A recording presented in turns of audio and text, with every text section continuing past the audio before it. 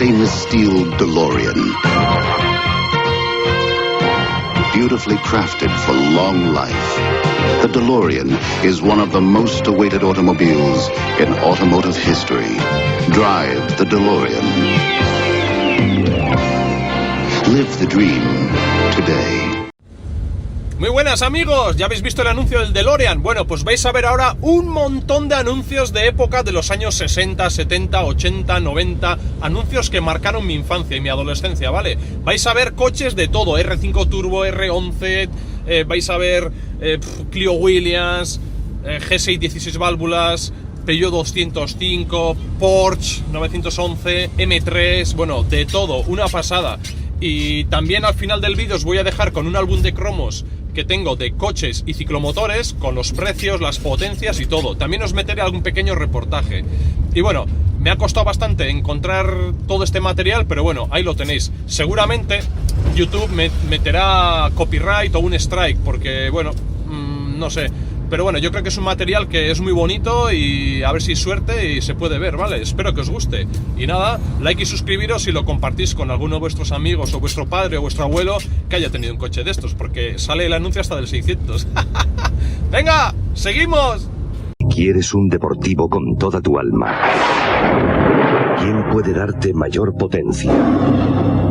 Lo máximo en diseño.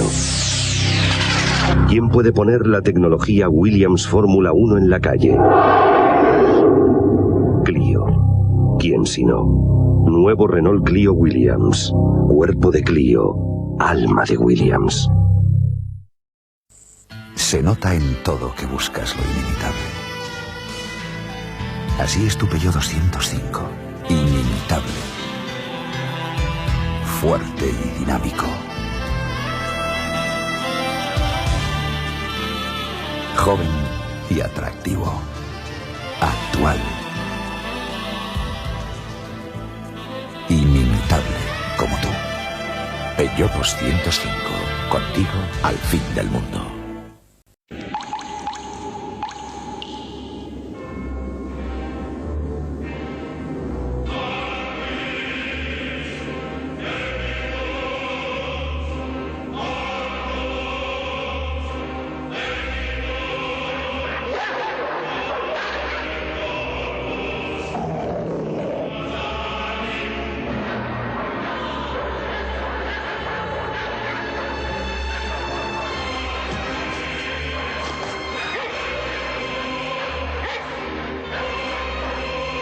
Opel Kadett GSI 16 válvulas.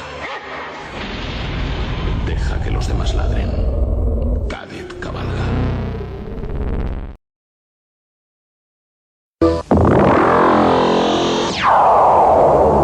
Renault Super 5 GT Turbo.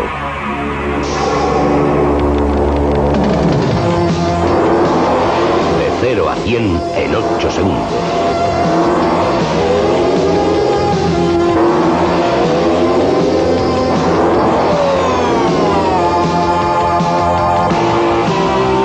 La ventaja de vivir en Super 5.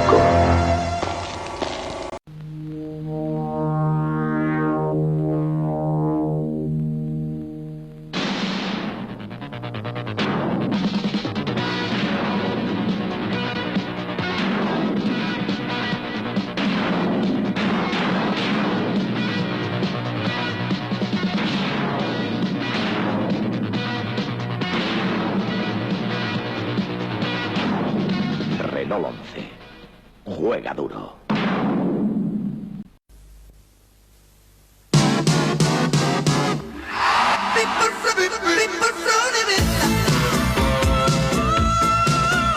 Ahora, el nuevo SEAT Ibiza te abre sus 5 puertas para que disfrutes de su amplio interior. 5 puertas que conducen a la potencia de su motor System Porsche. Nuevo SEAT Ibiza 5 puertas, hecho para su gente.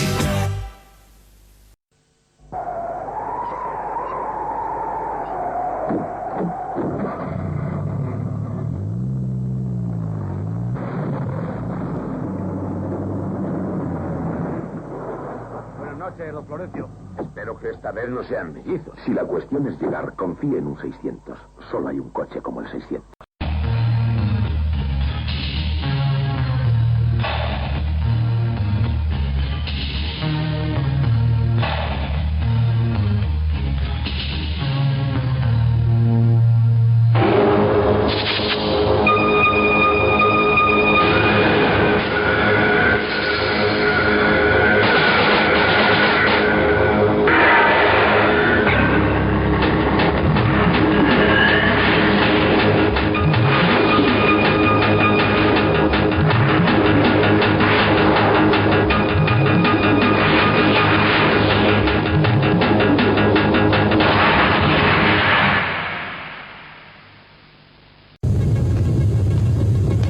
Lo ideal para desplazarse sería tener el confort y la rapidez de un coche unido al espacio de una furgoneta.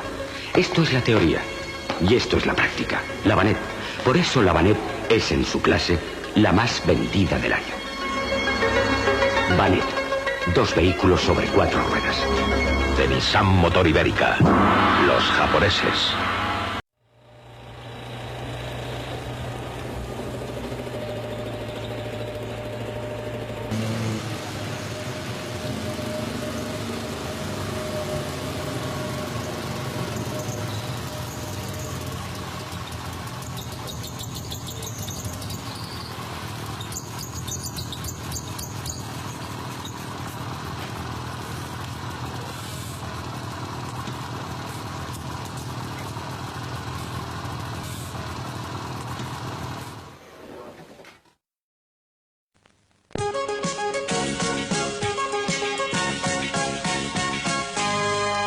Coche sorprendente,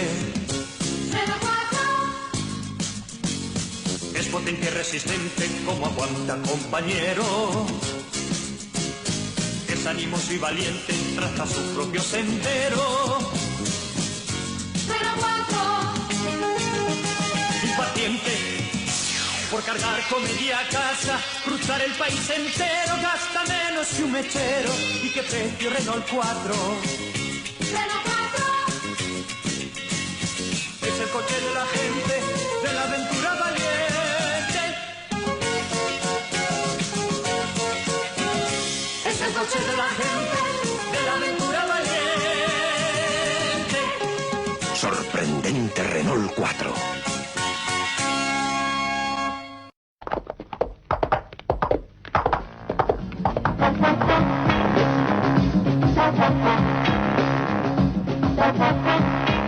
Había que hacer un coche así, y había que hacerlo ya.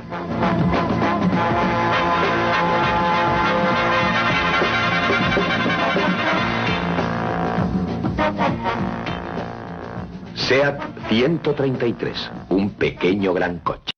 The Boxer engine, BMW, has been with us since 1923 and has often been accused of being rather Teutonic in design and execution. With the introduction of the K1, BMW's image is about to change. It's claimed to be the world's most aerodynamic motorcycle. The fairings are designed to produce a turbulence-free airflow and a low drag coefficient. This new machine is a complete departure from the traditional touring bikes. The K1 is a development of the K series introduced in 1983 and makes no pretense to be a tourer. It is a night-and-out sports machine. The 16-valve electronically managed engine produces 100 bhp and could take you from 0 to 60 miles per hour in less than 4 seconds. And there's no need to run out of fuel mid-flight or peer into the tank to see how much unleaded there is left. And here's another nice touch. On BMW machines, the handlebar position has been criticised, but on the K1 model, the handlebar positions is absolutely perfect for the riding position.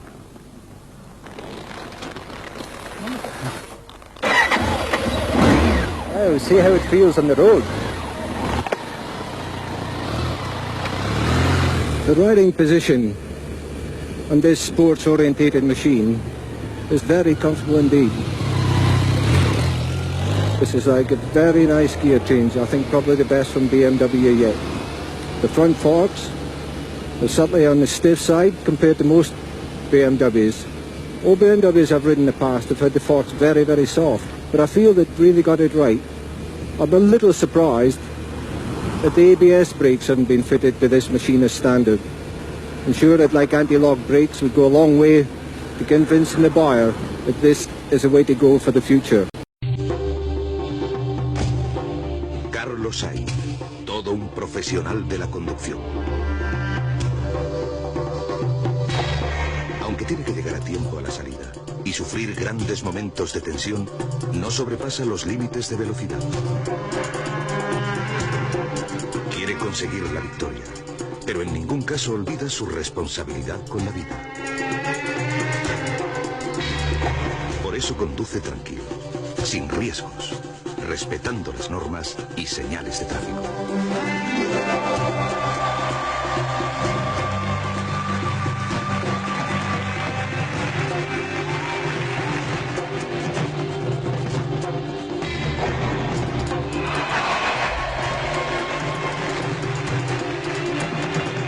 No haga de su vida una competición. Si quiere llegar a sus metas, no arriesgue, saldrá ganando.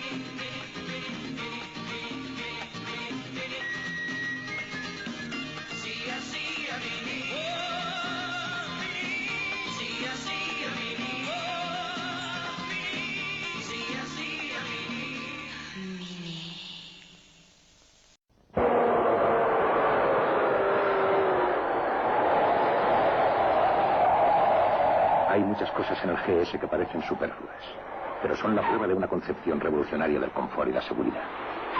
Por ejemplo, este coche mantiene su estabilidad aún sobre 3 ruedas.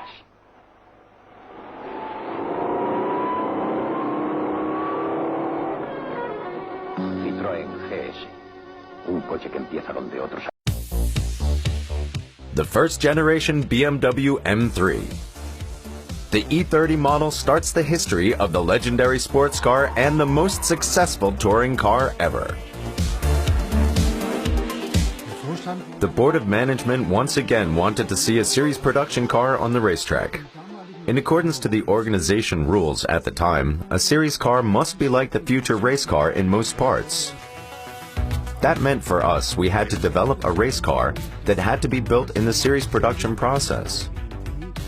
On the other hand, a lot of features that are important in everyday use, like the comfort or the braking system with ABS, had to be integrated. Here we had for the first time a compromise between a race car and a normal road car. Zwischen Rennauto und Straßen. That was a revolution amongst sports cars. Depending on the model, the first M3 brings between 195 and 238 horsepower to the road. Compared to the regular 3 Series, this car had more power, but also numerous other changes. The M3 had a much stiffer chassis. We achieved this for the first time through the gluing of the front and the rear window. The front axle was a completely new construction with more caster, a differently structured stabilizer, and an increase in direct steering. We gained an improved responsiveness, a better feedback of the steering, and a much more directional stability by high velocities. The power source of the first generation M3 is a 2.3-liter engine with 4 cylinders. The engine has everything a racing motor needs: 2 overhead camshafts, 4 valves, and a specially shaped combustion chamber with a central position of the spark plug, very important for high performance. The M3 of the first generation claimed more than 1,500 victories and is unbeaten to this day as a touring car. The success of the E30 M3 was phenomenal. It was not only the performance of the car, it was also the strategy. We sold the so-called kit. That meant everyone could get such a vehicle kit and race competitively. New standards were also set in lightweight construction. The base model of the sports car weighs only 1,200 kilograms. The aerodynamic finishing can be seen amongst others with the big front spoiler, the side sills, and the rear wing. To gain the motorsport homologation, we had to build 5,000 vehicles within 12 months. Our sales department was skeptical at first. After all, the M3 was 1.5 times more expensive as the strongest regular E30, the 325i. But people liked it. The sales figures were considerably higher than we expected. Almost 18,000 vehicles rolled off the assembly line. In 1989, the first generation M3 was also available as a convertible. Moreover, BMW brought 2 Evolution Special Editions onto the market with even more power and dynamics. To see this very successful race car on the streets is really fantastic. This car is a legend. The following generations were always based on the series vehicle. With the E30, this was different. Only the spirit of how to develop such a car is still present.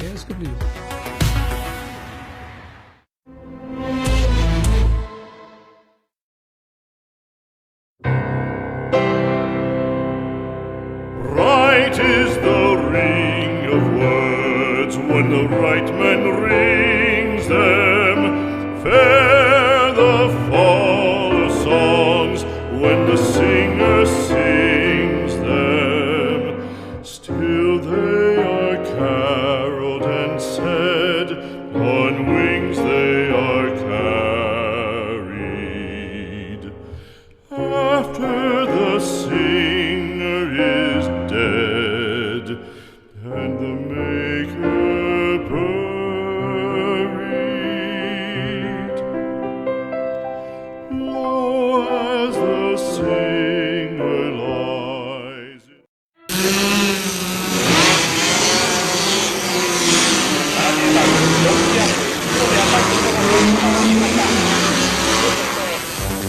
Welcome to the 1984 Yamaha Service Seminar.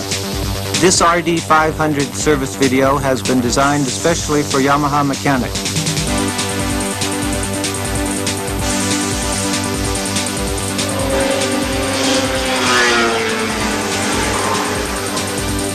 This video contains 4 sections. Everything in this video presentation is based on the latest information that was available at the time it was made. You are advised to refer to the workshop manual, assembly manual, and technical bulletins for further information. First of all, you must realize that you are a key person in Yamaha. Whether or not the customer is satisfied with his Yamaha RD500 depends on you. So you must know everything about the RD500, especially its new technical features. We will start with an outline of the model and its new technical features. The Yamaha RD line is directly based on Yamaha's Grand Prix proven 2-stroke racing technology. In 1982, Yamaha began developing a 500cc 2-stroke V4 racer for a world champion, Kenny Roberts. In 1983, the OW70 carried him to 6 Grand Prix victories. Now in 1984, we have the RD500, the ultimate two-stroke road machine, based on V4 factory racing technology. Let's look at the RD technical features one by one, beginning with the power unit.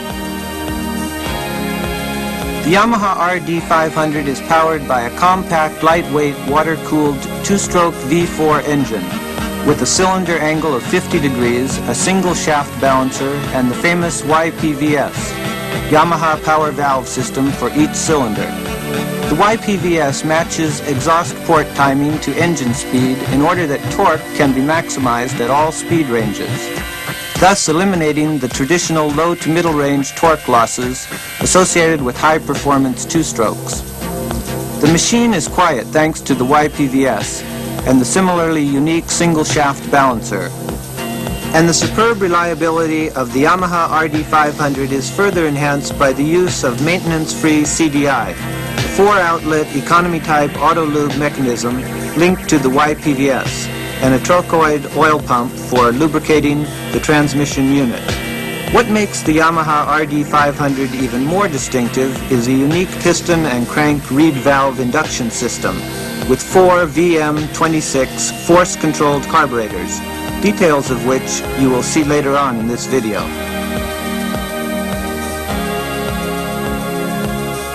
The incredible power output is stabilized by this highly efficient radiator and an electric-driven fan. Even the kick crank is different on the RD500. First you pull it towards you, turn the crank, and then kick it. The design of a lighter and stronger double cradle type frame is based on racing technology. The right-hand down tube can be removed for easy engine dismounting. The ventilated double discs with the opposed piston-type calipers produce incredible brake performance, and combined with the adjustable anti-dive systems. A unique horizontal decarbon shock absorber is located under the engine to give the lowest possible center of gravity. Its spring preload and damping can easily be adjusted. You can just lift the fuel tank to obtain easy access to the top of the engine. The headlight aiming can be adjusted by remote control knob.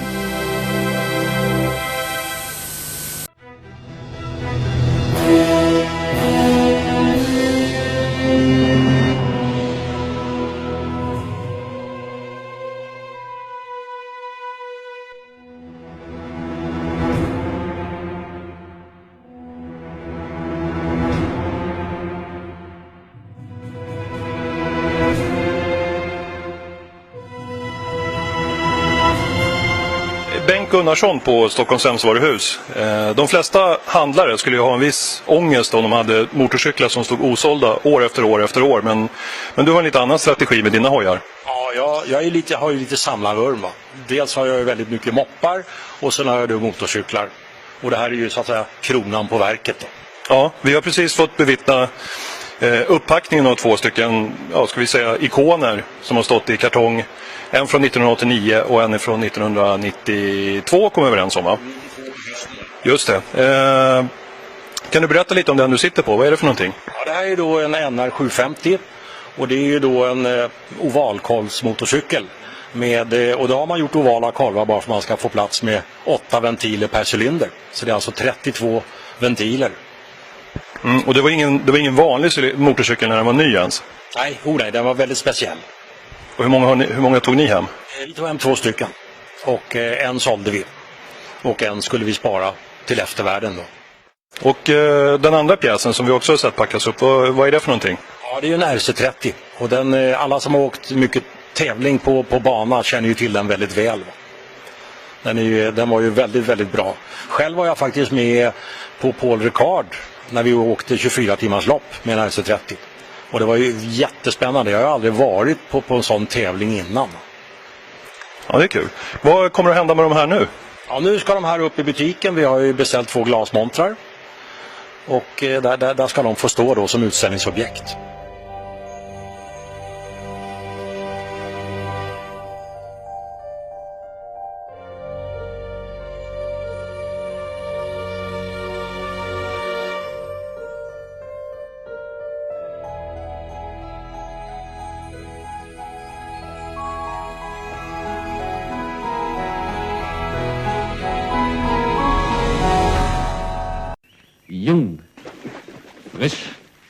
dynamisch. Er ist ein moderner Mann, erfolgreich und aktiv. Sein neuester Sport, die neue BMW 24-Liter-Tank, Kardanantrieb, Zweizylinder-Boxermotor, langhubige Telegabel, elektrischer Anlasser. Von 0 auf 100 in 6,4 Sekunden. Und dabei spielend leicht zu fahren. BMW aus Liebe zur Technik.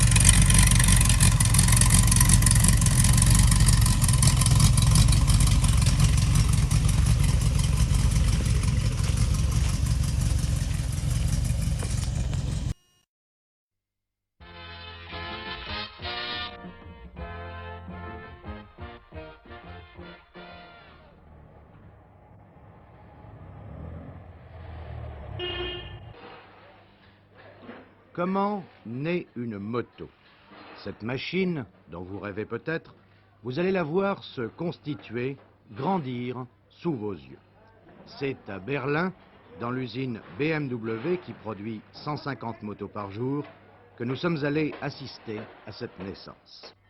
Cela va peut-être vous paraître artisanal par rapport aux chaînes automobiles, mais il faut dire aussi que dès le premier boulon, la moto en train de naître est déjà attribuée, elle connaît déjà son propriétaire.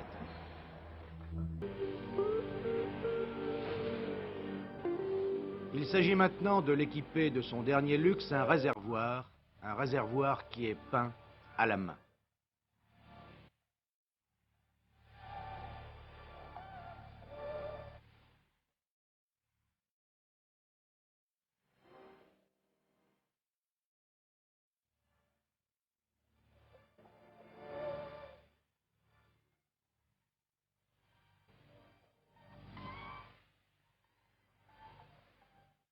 Au passage, renseignons-nous, un nouveau modèle BMW cette année?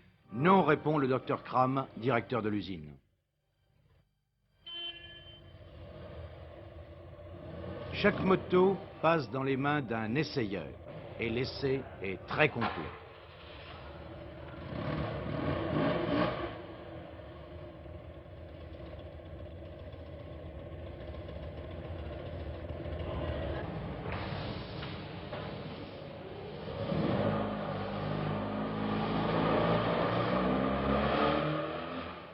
Vous allez le voir, ces essayeurs sont de très bons motards.